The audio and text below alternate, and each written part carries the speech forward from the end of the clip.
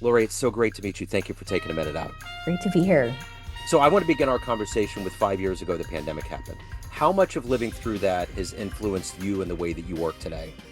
We started in 2005 as a company without walls. And so we have been operating with the post-pandemic protocols since the beginning. And so for us, it was really easy. I mean, even as a parent of a child, both my husband and I have had work from home situations for the majority of our careers. I mean, we didn't have any of the weird issues that a lot of folks had. It also literally our agency straddled a rocket ship and just hung on. I mean, we catapulted. Our clients just, they had more time, they were home. Marketing never stops. You're never not marketing. And so it was a wonderful time for our agency to grow and just to really buckle up and serve our clients in ways beyond some of the traditional marketing solutions we've provided. Well, and I would imagine too, having Zoom and having this ease of, like, for us to be able to go between Atlanta and Kansas City has to have made things a little bit easier and less travel and worry and money and all of that kind of a thing. For sure. Yeah. There were so many things where like clients wanted me to be there for the photo shoot or the video shoot. And now they're like, you really, I think we got it. I'm Yeah. like, great. I'm glad you've got it. And it's perfect because now my daughter's a teenager and I really love to be home and be part of everything. So yeah, my husband's home more. It's just been great. So let's get to the heart and soul of what you do on a daily basis. And to do that, I want to put you in front of a bunch of grade school kids. It's career day, and the curious kid in the back of the room is like, "Hey, what do you do for a living?" How do you answer him?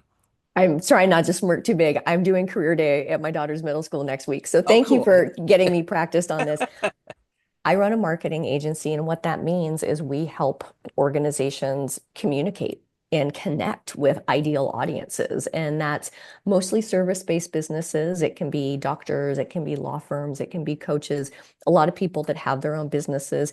And what I say to students is, I am an entrepreneur, and that means that I create my own company. I hire my dream team and I get to choose the clients I work with. And we're very mindful of the types of leaders that we align our magic with. And we do everything from making websites better, making language better, getting you on Google, helping you with social media, sometimes training employees. We've even designed billboards and made graphics that help clients who are purchasing commercials. So we are a team that puts the puzzle pieces together so marketing clicks.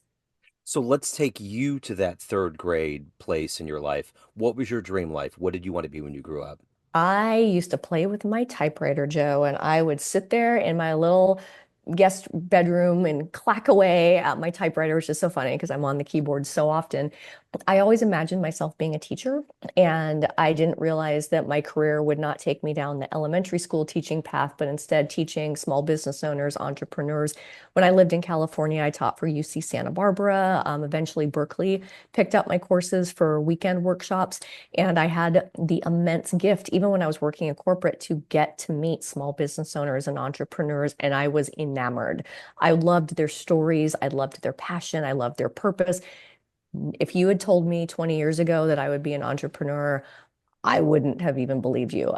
Even when I left the confines of corporate hell to start my own business, I never saw myself being an entrepreneur. It just didn't even occur to me. And I think that was a blessing because it kept me focused on what I love doing, and that's making marketing better and helping people take the ick, yuck, stress, expense out of marketing.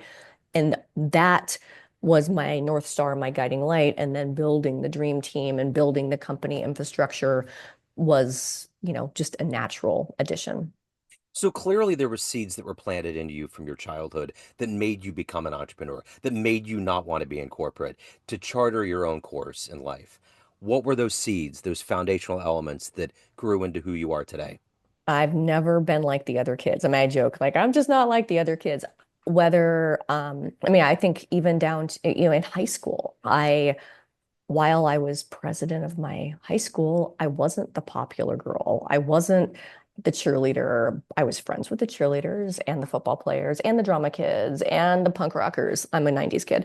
And I just love people. And I found myself not necessarily niching myself in a group, but just being unapologetically myself. And that worked. Even when it came to college, My parents wanted me to go to Annapolis. I was one algebra class away from accepting.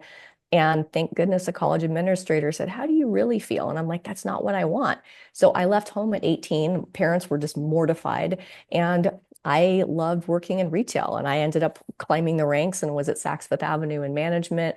And again, like I never had this traditional path. I didn't get my college degree until I was 25. And it just was natural for me to navigate my career in a way that was unconventional. And but again, like not even thinking about it, just Yeah. being true to myself. So you're from the Gen X, correct? Oh yeah. Me too. So we were the first ones that were like, all right, this corporate thing, we're sniffing out a rat. It's kind of like what's going on right now in our country. We're like sniffing things out like, yeah, something's up here. Maybe we should think about doing things a little different. So maybe in some weird subconscious way, we got these seeds from Douglas Copeland that just grew into these ideas.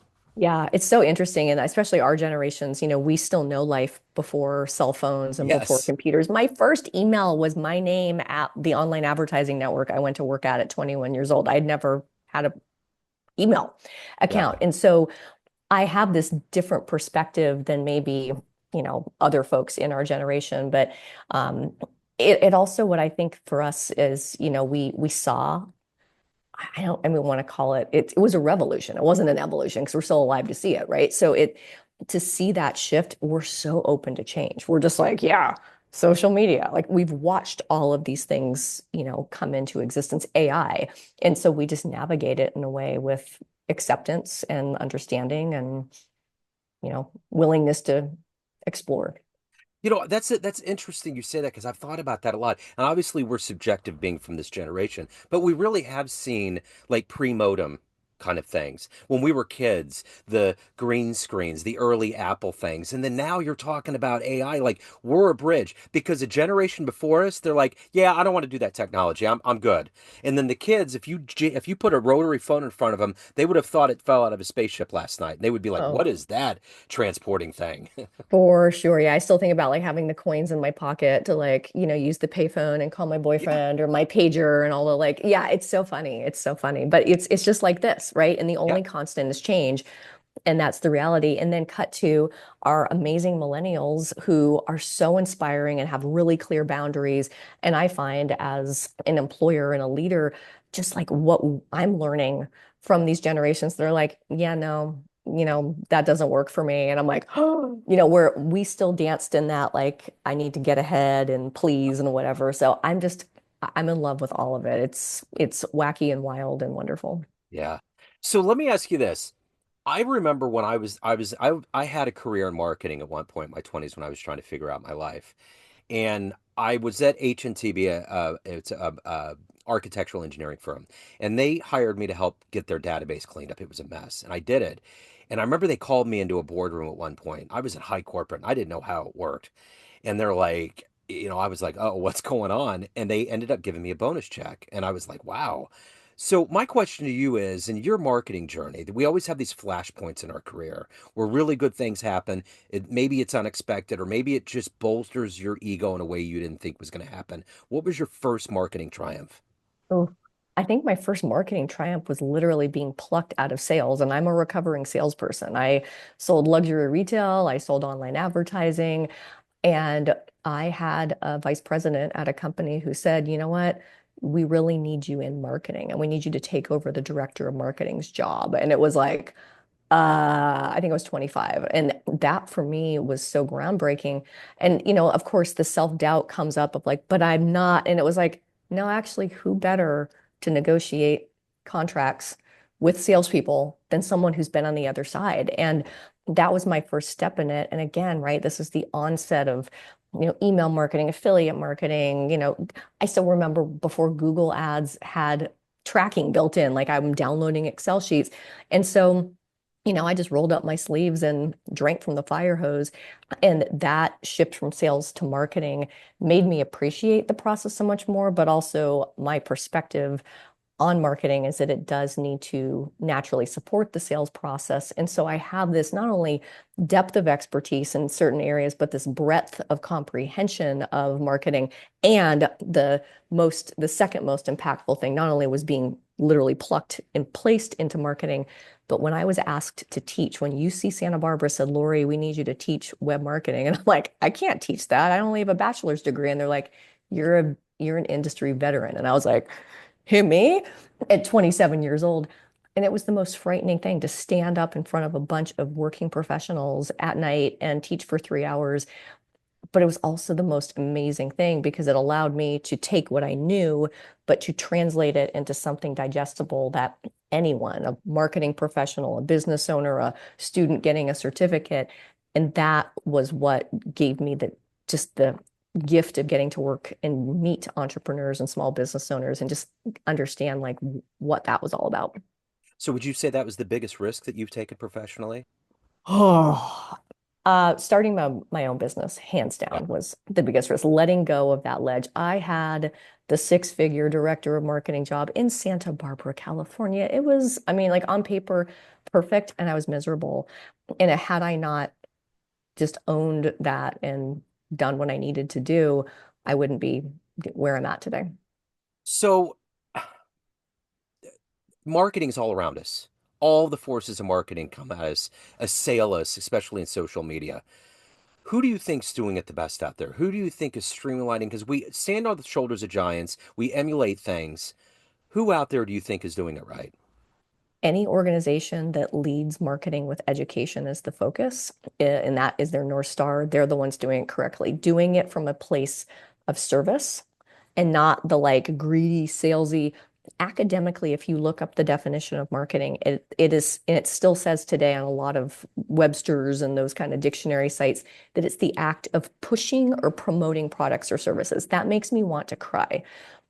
Ethical marketing, effective marketing is the act of educating ideal audiences and helping not only, it's not just pushing, but you're pulling in ideal audiences. Think about search optimization. Think about even Google ads.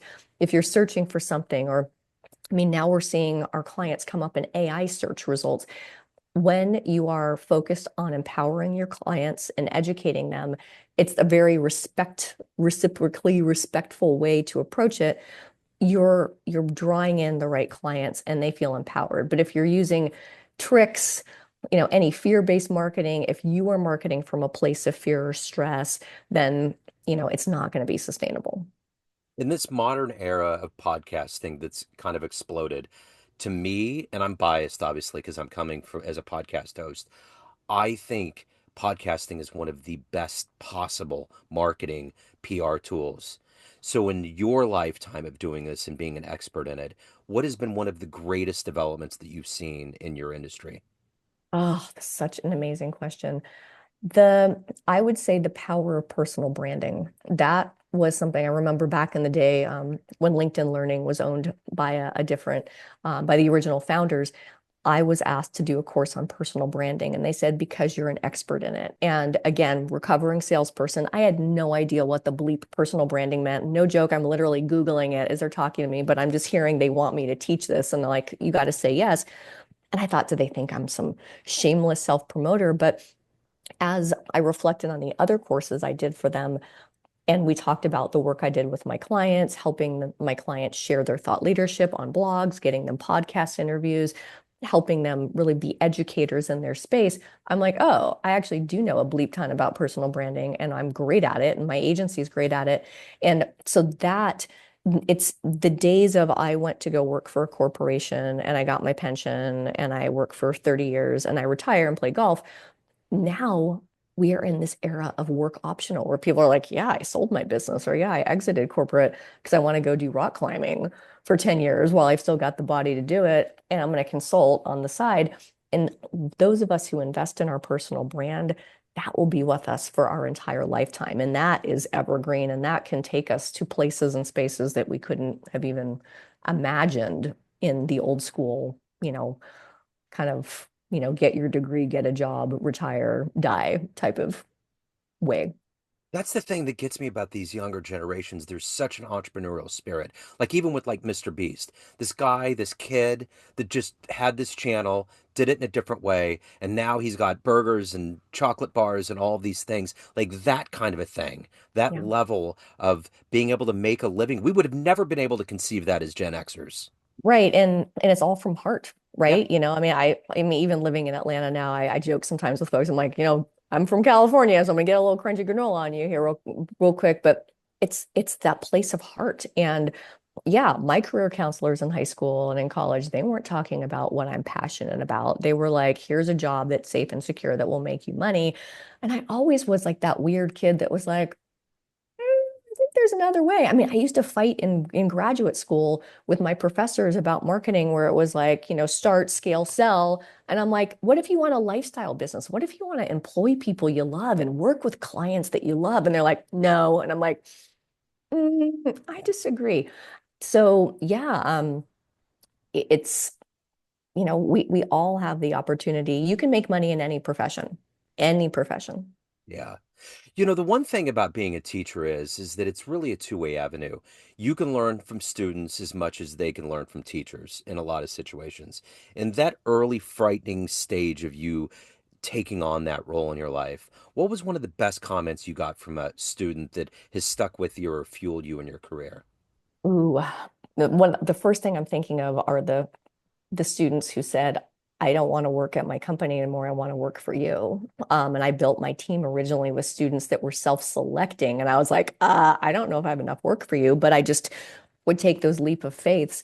Um, I I would actually see, week after week the results, right? And students who would reach out to me years. I mean, I still get people who reach out to me. I mean, what makes me so happy are the students that have just left me in the dust. I mean, I've seen students move overseas and start multi-million-dollar businesses or, just go be thought leaders in their own right. And that's, the altruistic, you know, foundation of teaching is that, it's of service. And yeah, I mean, for me, it didn't pay anything, so I was adjunct faculty, but it was just so stinking fun and rewarding. So, being a successful entrepreneur, we always have to have these bedrocks of inspiration in our lives. Who has been that heroic force for you? So many. I still remember watching Simon Sinek start with Y Talk back when before TED Talks were all super polished and sleek. And I was like, oh my gosh, this is like so refreshing. And how he broke it down. Again, education. What are TED Talks? They're education. We actually trademarked the term marketing, MARKED for education, ING, because I used to go to my whiteboard in the classroom and my students were like, I'm not good at marketing. It's stressful. It's hard. And I was like, oh, you're just teaching. What do you want to help your audience understand? And they'd answer the question. I'm like, that's the answer to what's missing on your homepage. Yeah. That's your ad copy. That's the what do you quit? What do you add? And yeah, so I would definitely, huge credit to Simon Sinek. And actually, even before that, Seth Godin, so irreverent, so unflashy, just so unapologetically him. Talk about someone with a bodacious personal brand. I think of Gary Vee. There's so many inspiring, just, unapologetic thought leaders in the space. So if you could meet one of those names or anybody else that you find inspirational on this planet, spend a little time with them, see how they roll, ask questions that might help you on your journey. Who would that be? So, not a dude. I would go with Diane von Furstenberg. I love her. Talk about someone who has reinvented herself so many times and always talked about, wanting to live, a man's life in a woman's body. She was so ahead of her time and had it all, like has it all, right? The life partnership, the children, the glitz, the glam, the business that just aligns with her magic. So yeah, I feel like as a woman business owner, and we definitely have a lot, on our shoulders, sometimes above and beyond our male counterparts. But yeah, I would say if I could hang out with someone for a day, or even a lunch, it would be her, hands down. So the one thing about I like to watch sports, and when I see some of these athletes do things, they make it look really easy. And it's a lot like entrepreneurship. When someone does it well, it's really hard. There's a lot of moving pieces. You make it look easy. How do you balance that out? What wakes you up every day to be the best entrepreneur, best businesswoman that you can be, and to also take care of your soul? You're a human that needs to incubate and take care of your life. How do you balance that every day? Respect is reciprocal. And so, I make sure I'm taking care of myself to the best degree possible. And I'm a big, I believe in wellness and sleep and all those great things. I also like what gets me up every dang day and keeps me doing this 19 years later.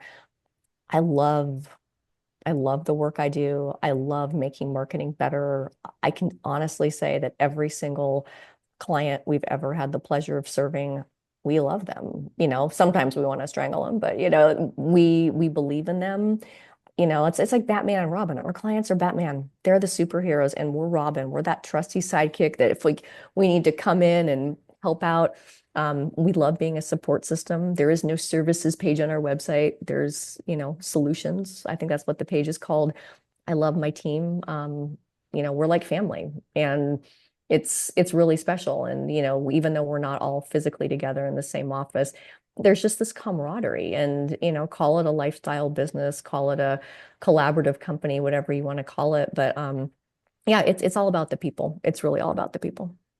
So, if you have a dream tonight, run into the 18-year-old version of you, and you could give that young version of you a piece of advice based on this life you've lived, the wisdom you've accumulated, what advice would you impart on that young version? I think back to my 18-year-old self who was just madly in love with someone who was about to become a police officer. And he actually said to me, like, you have more in store for you. And I was just like, no, but I love you. And like all this ridiculousness. And I am just so grateful for there's always been people in my life who can see in me sometimes what I couldn't see in myself. And I would say to that 18-year-old, like, there's more for you. There's so much more for you. And it may not seem like it right in front of you, but there really is. And that's what I always try to give back every day. It's like I love to see whether it's in my employees or my clients, I can see things sometimes that they can't see in themselves, whether I'm helping someone close a business and start a new one or shift what they're doing, it's just a matter of, helping that people be the best they can possibly be. So, of all of these things that you've accomplished and more importantly evolved to as a human, what are you ultimately the proudest of? Being a mom, Yeah. I love being a mom, and I never thought that would be in my future just because career was always such a priority. And yeah, I have this sassy, smart, savvy 13-year-old rad human who just, lights me up, and she's artistic and creative and yeah, just a delight. So at the end of the day, everyone has a perception of you, family, friends, clients, everyone that knows you, but you run the show. What's your perception of you? Who do you think you are? Oh my gosh, yeah, I think I'm all like I'm definitely perceived in different ways in all the different roles in my life. Yeah. Um, just like I say on my Instagram, I'm a sassy, short-haired entrepreneur. I live for the little things in life. I'm a mom, I'm a business owner. I would say I'm generous, I'm giving, I'm hardworking, I'm very industrious. Um, yeah. So I want to really get into the nostalgia here on this question. If you could get into a time machine and go back into the decade of the 90s and witness something with your own eyes that happened in real time to soak all of that up, what event would you love to have been at to see? Oh, it has to go back to all the music, whether it's the Lollapaloozas or, one of those things. I just feel like that was like just it underlined that time, I mean, it was the Nirvana generations, all of those things. Yeah, I can't pick one particular musical venue, but that was such uh, defining time for my generation. I think that's why the 90s were a little bit like the 60s. There was a real revolution with the Mhm. grunge thing that killed the hair bands, that evolved into indie music, and there was such a seminal time. For me, you know what I would love to have done, and I only do this because I I just saw Seinfeld in Kansas City in January, and it was so much fun. It took me back to that era. I would love to have gone to LA and been in an actual crowd to watch the filming of one Seinfeld episode. That would have been so cool. Yeah. You Oh, know, to see the behind the scenes, to see Michael Richards go from being Michael Richards to Kramer, to see all of them transform. Because the only person that's not going to transform is Jerry. Jerry's just Jerry, Yeah. but that would be fun. So if anyone wants to reach out, they want to hire you, they have questions, any of the good business, how do they do that? I'm very Googleable. Lorrie Thomas, on my company's web marketing therapy, either one. I'm pretty easy to find. And I always joke, if you Google me, you can look at my hairstyles over the decades. But yeah, would be happy to reach out. LinkedIn's also a great way to reach out and send a message that just kind of helps filter the professional contacts. Final question. It's hard to look into the future and have any kind of swami idea of what's going to happen. I mean, no one would have seen AI and levels of promotion through podcasting, but say we talk in 10 years, what do you think is going to be a new evolutionary step in marketing and promotion for people? There's going to be a lot of uh, feng shui is the word that comes to mind. There's always like this more, like more content, more this. There's going to be a house cleaning, websites that are, I mean, built for mobile. Everything is going to simplify. And that's going to be the biggest shakeup is just the cleanup. And there's also going to be a huge shift, I predict, to wellness and to getting away from our screens. Again, the beauty of podcasts is you can plug in and you can go for a walk and you can listen to podcasts, which is what I love. And podcasts are all educational and you can self-select. So that's what I see happening is just this really honing in on what works and less is more. Spring cleaning. Lorrie, this has been wonderful. Thank you so much for your time. Thank you for your story. Best of luck with everything. Thank you. Thank you.